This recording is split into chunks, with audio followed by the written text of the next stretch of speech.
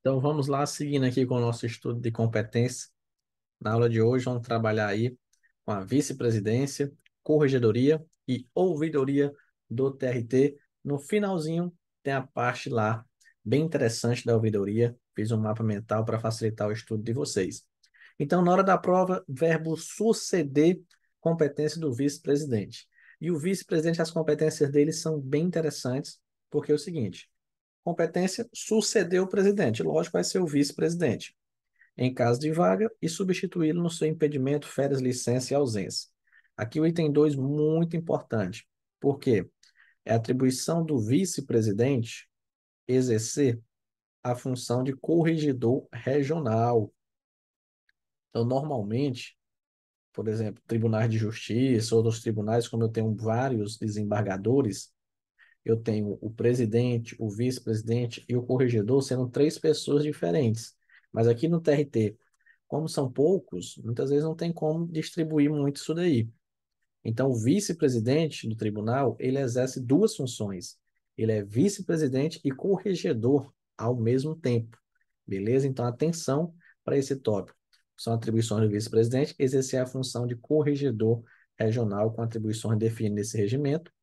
Existem outras atribuições de comum acordo que lhe forem delegadas pelo presidente ou que lhe tenham sido designadas pelo tribunal. Então, aqui qual é o tópico? No finalzinho da aula passada, estudamos as competências que o presidente poderia delegar para o diretor-geral.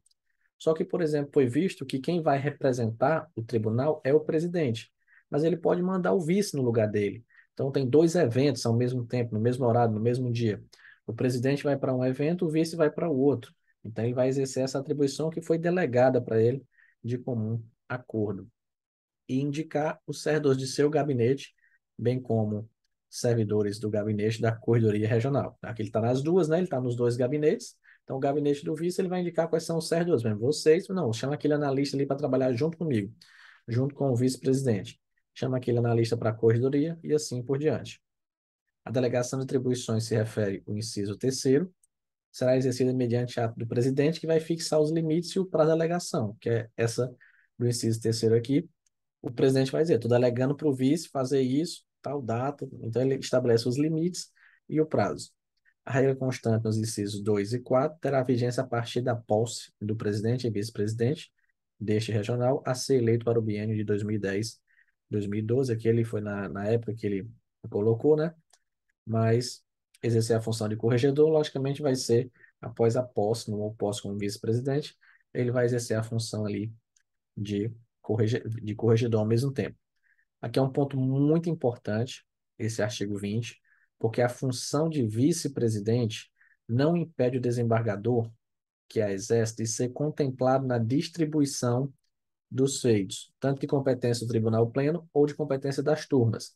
Como assim? Não é o fato dele ser vice-presidente que ele não vai estar recebendo processo. Ele vai continuar recebendo processo normalmente, vai receber essa distribuição tranquilamente. Salvo no último caso, por exemplo, quando for competência das turmas, quando ele tiver no exercício da presidência por tempo igual ou superior a 8 dias consecutivos, ou ou missão oficial fora da sede do tribunal, por igual período.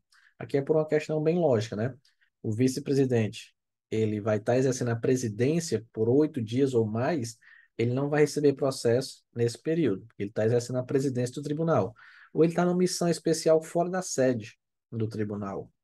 Aí, nesse caso também, como ele está fora ali da sede do tribunal, está em missão oficial, ele não vai receber, fica fora da distribuição aí, se ele tiver afastado por tempo igual ou superior a 8 dias consecutivos. Cuidado que muitas vezes a questão pode colocar correto os 8 dias, mas aí colocar 8 dias interpolados, consecutivos ou não, vai estar errado, é 8 dias consecutivos. Agora, a competência da corregedoria, que vai ser exercida pelo vice, né, como é dito aqui no artigo 21, compete à corregedoria, que será exercida pelo vice-presidente, o seguinte.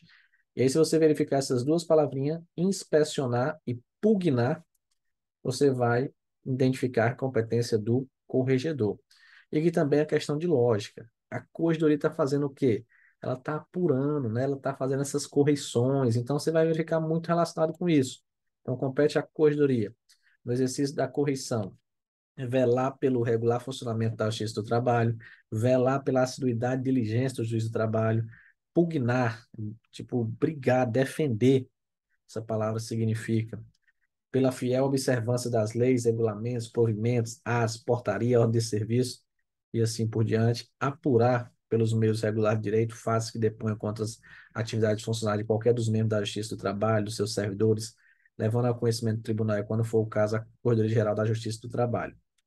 Propor punições na forma da lei ao juiz do trabalho que não cumpriu os deveres, né? Ele vai propor a punição. Então, esse aqui tem que receber punição tal, esse aqui tem que receber punição aquela, e assim por diante. Prestar informações sobre o juiz do trabalho de primeiro grau para fim de vitaliciedade, promoção, merecimento, aplicação de penalidades. Cuidado, prestar informações sobre o juiz do trabalho de primeiro grau. Muitas vezes pode ser uma questão literal falar assim, juiz do trabalho de primeiro e segundo grau. Não, porque o segundo grau já são desembargadores.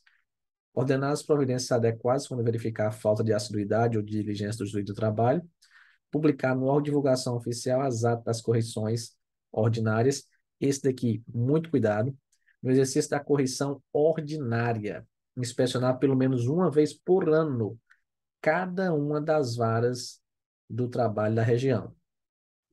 Então, isso aqui já é uma competência dele, correção ordinária. Inspecionar pelo menos uma vez por ano cada uma das varas do trabalho da região. Beleza? Cuidado aqui com esse detalhe.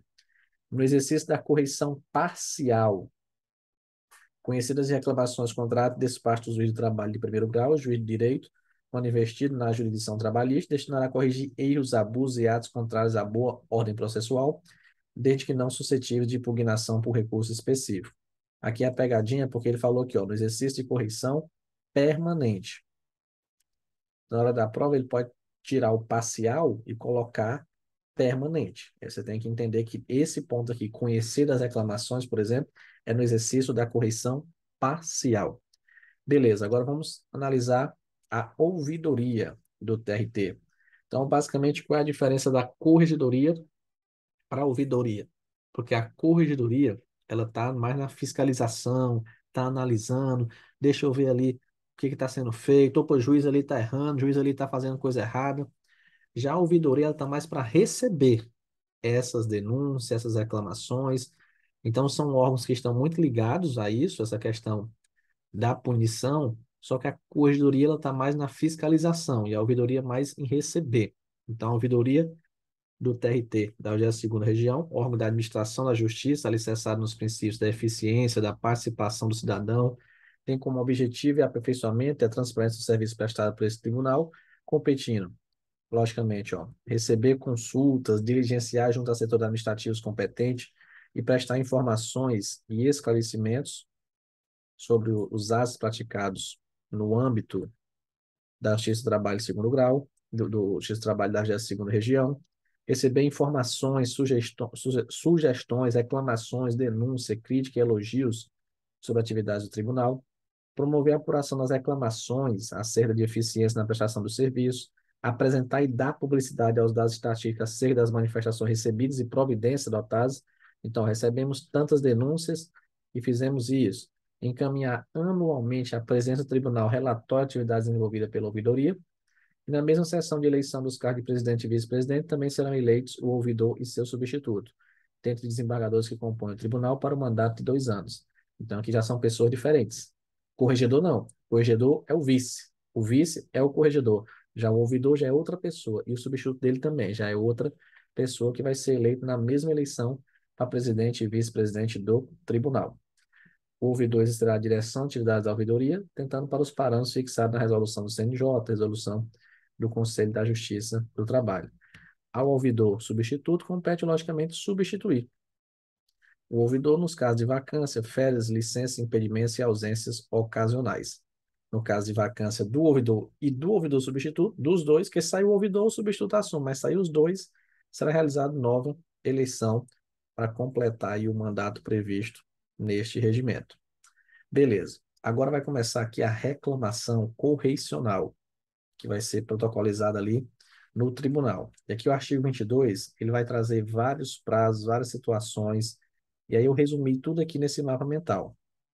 Então, a reclamação correicional, uma denúncia, podemos dizer assim, que vai ser feita aí sobre um ato de um desembargador. Vai ser dirigida ao desembargador corregedor no prazo de 8 dias, estando a petição em ordem, então estando tudo certinho, a autoridade reclamada será notificada. Então, foi feita uma denúncia que é chamada aqui reclamação correicional, né? E aí essa reclamação correicional vai ser dirigida ao desembargador do trabalho corregedor no prazo de 8 dias. Estando tudo certinho, eu vou chamar a autoridade reclamada, o juiz, por exemplo, que está sendo denunciado, para que ele apresente a manifestação no prazo de 10 dias. Está sendo denunciado algo, ele tem que se defender. Da decisão que foi aplicada para ele, cabe recurso, chamado agravo regimental, no prazo de 8 dias. É o que é falado aqui, ó. Das decisões proferidas pelo corregedor, cabe agravo regimental no prazo de 8 dias contados da publicação. Estando a petição em ordem, o corregedor mandará autuá-la e ordenar a notificação à autoridade reclamada, encaminhando cópia da inicial dos documentos que acompanha, para que se manifeste no prazo de 10 dias. Então, eu tenho dois prazos aí de 8 dias. Na aula de hoje tem outro prazo também de 8 dias, né? Até ajuda a memorizar, que é o prazo aqui do vice-presidente. E eu tenho um prazo de 10 dias, que é o prazo para que a autoridade reclamada, a pessoa que eu estou fazendo a denúncia ali, possa se manifestar, que é a manifestação no prazo de 10 dias. Então, novamente, esse tópico aqui é muito forte de prova. Recebida a reclamação correicional, protocolizada no tribunal, vai ser dirigida ao desembargador corregedor, né? Lógico, ele que tem a competência para apurar isso daí, no prazo de 8 dias. Estão tudo em ordem, a petição em ordem, ele vai mandar chamar, fazer lá a notificação para a autoridade reclamada para que ela manifeste a sua defesa no prazo de 10 dias. Recebido ali, vai ser feita a decisão. Dessa decisão cabe recurso, chamado agravo regimental, no prazo de 8 dias. Beleza? Com isso, a gente finaliza a aula de hoje, muito importante, né? Falando do vice, corregedor, ouvidoria e essa reclamação correicional. Aguardo vocês na próxima aula. Vamos finalizar esse tópico de competência, competência do relator e passar para outros assuntos aí do nosso regimento interno. Forte abraço e até a próxima aula.